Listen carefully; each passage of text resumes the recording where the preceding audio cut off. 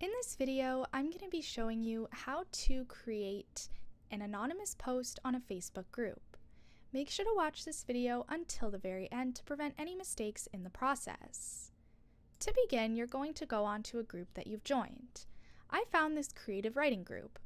I will join the group, but for tutorial purposes, I can show you guys how to actually write an anonymous post. Some groups don't allow this depending on the administrative settings, but click on Write Something. You're then going to check off this option right here, Post Anonymously. As you can see, it'll say anonymous posts don't include your name or profile photo. Click on I want to post anonymously and it'll now show group participant without your name.